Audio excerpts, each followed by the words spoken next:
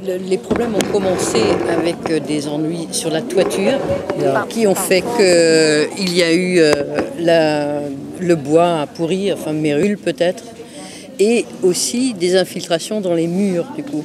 C'est pour ça que la chapelle, il fallait la repeindre tous les ans. À chaque fois, il y avait des problèmes d'humidité.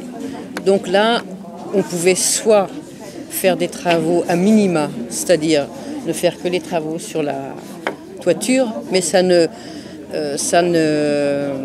résolvait pas le problème d'humidité dans les murs. Parce qu'il y avait, du coup, il y a eu un enduit sur les murs qui a été,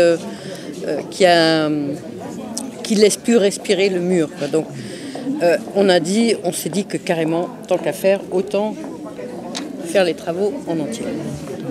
Le budget s'élève à combien pour une restauration? Alors, le budget, c'est plus de l'ordre de 150. Oui, mais il me semble que c'est plus de l'ordre de 150. Mais la moitié seulement, quoi, à collecter. Et donc, et on doit collecter. Donc, on a des subventions de la Fondation du patrimoine, des subventions de la région aussi, seulement si on a un programme d'animation pour la chapelle. C'est-à-dire, la région subventionne 155 000. Ouais, voilà. Donc la région subventionne si la chapelle a tant de jours d'ouverture dans l'année, quoi. C'est-à-dire.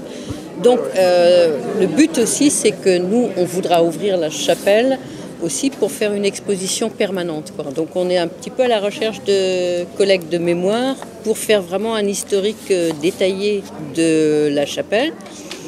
Et on va faire cette exposition permanente. Et puis après, il y aura les animations de l'association Saint-Herbot et de l'association Photolé, enfin des petits concerts aussi. Je crois qu'il y a une proposition de petits concerts intimistes. Donc ça, c'est vrai que la chapelle se contenir combien de personnes?